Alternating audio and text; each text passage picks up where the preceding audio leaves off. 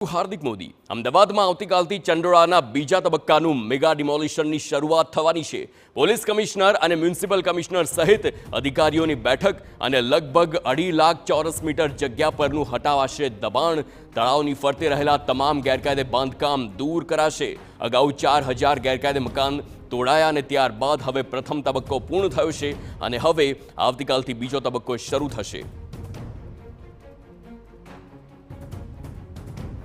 तब भी डिमोलिशन की कार्रवाई हुई थी और इस बार भी फेज़ 1 की डिमोलिशन की कार्रवाई 29 और 30 अप्रैल को हुई है और ये सेकंड फेज़ की कार्रवाई ये कल 20 मई से शुरू होने जा रही है।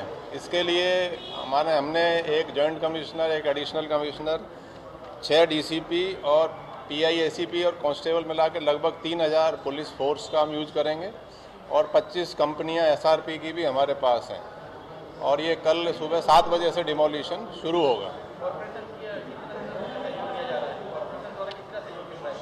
नहीं, इसमें अभी अहमदाबाद के म्यूनिसिपल कमिश्नर श्री बांचानिधि पानी अभी उनकी टीम से और उनसे अभी ईशनपुर पुलिस स्टेशन में ही काफ़ी डिस्कशन हो गया है किस तरीके से सुबह ये हम इस कार्रवाई करेंगे और उनकी तरफ से भी पूरी तैयारी है और हमारी तरफ से भी पूरी तैयारी है।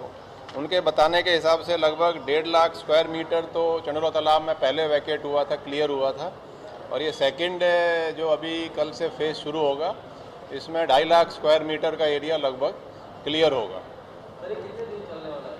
ये जो डिमोलिशन की कार्रवाई है हम 3-4 दिन तक उम्मीद है ये चलेगी, शायद 1-2 दिन ज़्यादा भी लग सकते हैं, जल्दी या कम।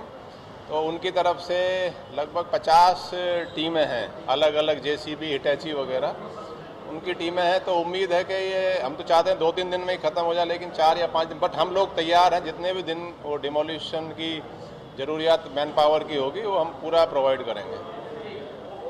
थैंक यू जी। તો આવતીકાલથી બીજા તબક્કાનું જે ડિમોલિશન છે ચંડોળામાં શરૂ થઈ જવાનું છે અને શક્યતા છે કે આ વખતે જે ડિમોલિશનની કાર્યવાહી છે તે 3 થી 4 દિવસથી પણ વધુ સમય લાગી શકે છે। તંત્ર તૈયાર છે, બુલડોઝર, હિટાચી સહિતના તમામ મશીનો લઈ આવતીકાલે સવારે 7 વાગે બીજા તબક્કાનું જે ડિમોલિશન છે તે હાથ ધરવામાં આવશે। આ પહેલાં જ આ વિસ્તારને ખાલી કરી દેવા માટે પણ જણાવવામાં આવ્યું છે અને આકાશી દ્રશ્યો પણ આપની ટીવી સ્ક્રીન પર કે જે પ્રકારના ડિમોલિશનની કાર્યવાહી થઈ છે, આખો ચંડોળા વિસ્તાર સાફ કરવાની કામગીરી। બધું ક્રિમિનલ એક્ટિવિટીઝ માટે પણ એ બહુ જાણીતા થઈ ગયા હતા। ત્યાં બૂટલેગિંગ એક્ટિવિટીઝ, ડ્રગ્સના, પ્રોસ્ટિટ્યુશનના જે ઇલીગલ એક્ટિવિટીઝ છે એ હબ જેવા થઈ ગયા હતા।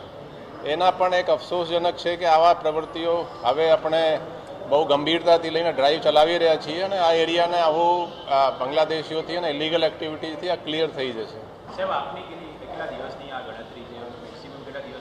હવે देखो आ तो डिमोलिशन ની જે કાર્યવાહી કરવાની કામગીરી તો મ્યુનિસિપલ કમિશનરના એ સુપરવિઝન હેઠળ જેટલા એના ડિમોલિશનના કામ છે એમના છે। હવે એને કદાચ 2-3 દિવસ લાગે કે વધારે લાગે પણ આપણું કામ છે સિક્યોરિટી પ્રોવાઈડ કરવાનું। આપણે સિક્યોરિટી માટે જેટલા દિવસ ચાલશે આપણે મ્યુનિસિપલ કમિશનરનું આ કામ છે ડિમોલિશનનું અને એમાં પોલીસનું કામ સિક્યોરિટી પ્રોવાઈડ કરવાનું છે જે સતત કામ કરવામાં આવશે અને તેમાં જ આગળ ડિમોલિશન કરીને આખું જે વિસ્તાર છે જ્યાં ગેરકાયદે બાંધકામો અને આખા જે સામ્રાજ્ય વસાવવામાં આવ્યું છે ચંડોળા વિસ્તારમાં તેને સાફ કરવાનો જે બીજો ફેઝ છે આવતીકાલે સવારે 7 વાગ્યાથી તેની શરૂઆત થશે।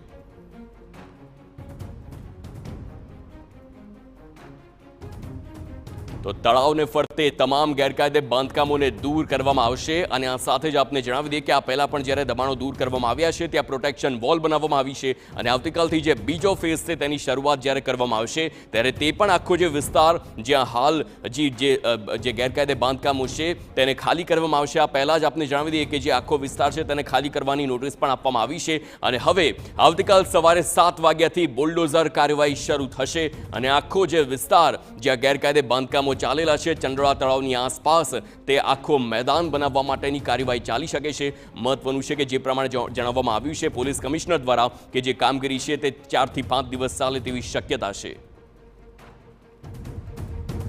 તો હાલ પોલીસ કમિશનરની પ્રેસ કોન્ફરન્સ અને તેમણે જણાવ્યું છે કે આવતીકાલથી ચંડોળા તળાવમાં ફેઝ 2ની કામગીરી ડિમોલિશનની હાથ ધરવામાં આવશે અને સંપૂર્ણ એએમસીને પ્રોટેક્શન આપવામાં આવશે અને આખી સિક્યોરિટીની પણ જે આખી વાત છે તે તકેદારી પણ રાખવામાં આવશે. મહત્વની વાત કે ચંડોળા જે વિસ્તાર છે ત્યાં ગેરકાયદે બાંગ્લાદેશીઓનો વસવાટ હોય અને ત્યારબાદ હવે તે તમામને આખા વિસ્તારમાંથી ખાલી કરાવીને એક એકને પકડીને ડિપોર્ટ કરવાની પણ કામગીરી કરવામાં આવી રહી છે. અને આ બધાની વચ્ચે સૌથી પહેલા અગત્યની વાત એ છે કે ચંડોળા તળાવ વિસ્તારમાં જે ગેરકાયદે બાંધકામો હોય તેને દૂર કરવામાં આવે અને તે વિસ્તારને ખાલી કરાવવામાં આવે, કારણ કે આ સરકારી જમીન હોય અને તેમાં અતિક્રમણ કરીને આખો જે તળાવ છે તેમાં રેતીનું પુરાણ કરીને ત્યાં આખો વિસ્તાર ઊભો કરવામાં આવ્યો હતો અને હવે તેની વિરુદ્ધ